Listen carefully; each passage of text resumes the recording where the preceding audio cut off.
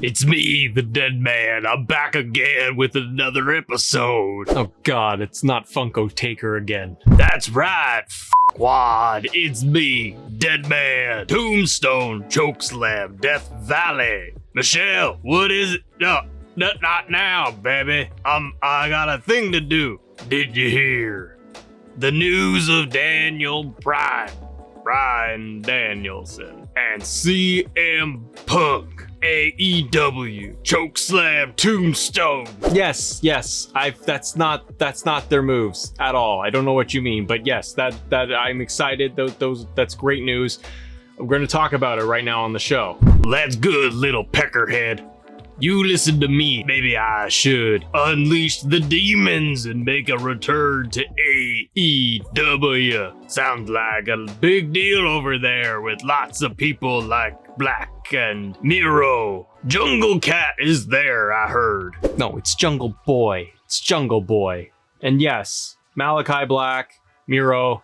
Yeah, AEW is looking pretty good right now. Are we done? Can I get on with the show? I'm done when I say I'm done. Just like retiring. I never thought I'd retire, and then Michelle wanted a bigger house and motorcycle collection in the gym.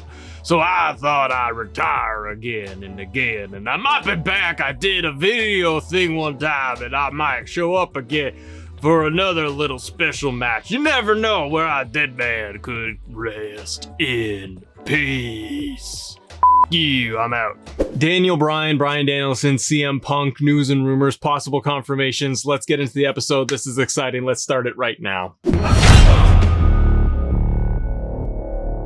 Ladies and gentlemen, welcome to Assemble. I'm Matt. Good to see you and good to have you here on the show. And I am excited to be able to talk about the latest news and rumors, speculation, and I guess a little bit of confirmation, other than from the man himself, that Bryan Danielson, aka formerly known as Daniel Bryan, is totally gone with WWE, and he is signed on the dotted line with AEW. This is wild news. This is crazy to think about, that Danielson would ever be gone from the company, from WWE, and actually pull the trigger and go somewhere else, like either a New Japan, an ROH, or an AEW. So talk to me in the chat. Who do you think, if it's all lined up and it's totally true and everything, who's he fighting?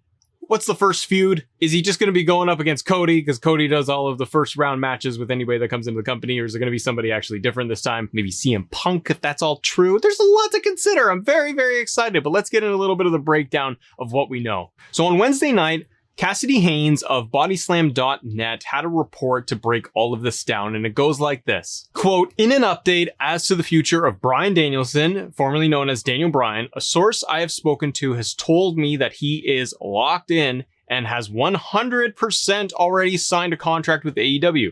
Haynes wrote, quote, in addition, I was told that Danielson was wanting to work less dates for comparable money. He wanted the ability to be able to work in Japan, and wanted to have creative input on his character, which he got.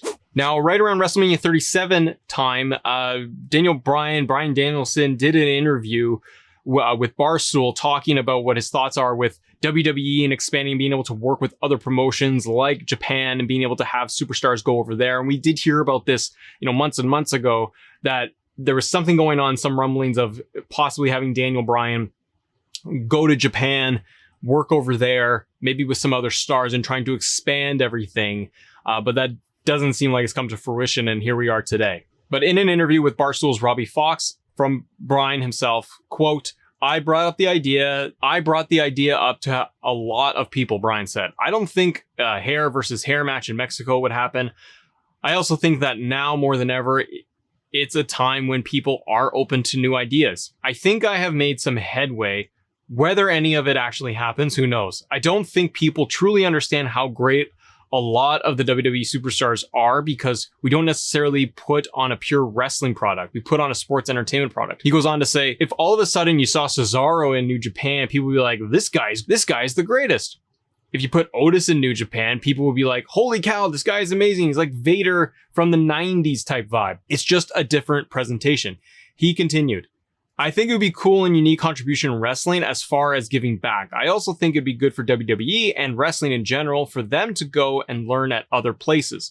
I wouldn't be the performer that I am today if I hadn't wrestled in Japan or the UK where it was all comedy. All of those things add to your depth, and when it's time to put you in a top position, you can do a number of things. Now, there's further updates to the article with Haynes, and this is coming, I'm sourcing this from Cultaholic, through the update from Haynes himself, that Bryan Danielson, that's going to be hard to get through, that Bryan Danielson is slotted, rumored to be making his debut in September with AEW. Quote, tentative plans are in place for Danielson to make his AEW debut at Dynamite Grand Slam on September 22nd inside New York City's Arthur Ashe Stadium. I think this is huge for multiple reasons. One, yay, September is not far off at all. To have this giant explosion of Bryan Danielson come out at Dynamite, I think is awesome. If they did it this way versus having him show up at like All Out or just like at the end of a major pay-per-view, I don't really want that. I think that for this debut, this does need to be kind of pre-announced. You need to build hype. You can't just have this as a Malachi Black scenario, which is great in itself. To have those surprises as the lights go down and the lights come up and he appears, those are great. Those are special moments for the superstars, for the fans in attendance and everyone watching, right? But for a giant WrestleMania headlining main event star like Bryan Danielson, if you're Tony Khan and AEW, my opinion is I think you need to pre-plan, book this thing, talk up the hype, make the announcement on Dynamite or at All Out from Tony Khan that we have signed with Bryan Danielson, and start running vignettes from his time in Japan or anything you can get your hands on and build this thing up to be the biggest news you've got coming in September after this pay-per-view. You'll draw the highest number buy rate and everything and then viewership for Dynamite probably ever, bar none, other than possibly with CM Punk. But if it's pre-announced and it's pre-planned out and it's well-crafted and Danielson gets a proper entrance, proper music, and the creative is there for him, as he has stated he himself wants to be able to have more creative freedom, he can go up with anybody up and down that card, and it's going to be phenomenal. So I think that you need to have Danielson get in there ahead of time, have it announced, and be able to get anticipation for September. You'll sell out arenas anywhere you go for AEW. And it's going to shoot a hole in WWE big time. This is not something small or on the scale of an Andrade or a Miro, which are, again, amazing talents, but they're just not at that high level of a Bryan Danielson, Daniel Bryan in WWE. That size of a superstar is just, it's crazy to think about. The other crazy piece to think about, and that's been going on, is the rumor that CM Punk is shopping around and talking about returning to the ring, and it looks like that AEW could be the place that he lands. So Fightful Select had an article come out just the other day discussing this, so go check out Fightful Select, subscribe to them on Patreon because you get all the latest news and exclusive articles, content, everything right there. It's awesome. Fightful says, quote, that they learned last week that CM Punk has been in talks to make a return to pro wrestling, with the sources indicating that his most likely landing point would be All Elite Wrestling. There is currently no confirmation that a contract has been signed or of a timetable of a return date to creative plans, just that Punk has had discussions with the company official regarding an in-ring turn. So nothing's been officially said. Fightful also states that they have heard that other companies have expressed interest in Punk coming in, but they have not heard of any specific offers to him. And we heard about a year ago, I think, that Punk was talking with Triple H at WWE about working out negotiations of a contract. There was whispers and light rumors of that going on. And Phil Brooks has always kind of stated that, like, he hasn't totally said that he's been done with wrestling. It's just that it's every interview and thing you read about or see from him always seems to be that the money's got to be right, the situation, the circumstance, the creative, like it's all got to line up for him in order for it to be worth it and worth his while. And I think that there's a lot of issues, obviously, with WWE and him going there, that I don't know if he would get the spot that he wants and that theoretically deserves to be in when it's at WWE. I think it'd be really hard for him to go back over there and to see where he would get slotted within the card.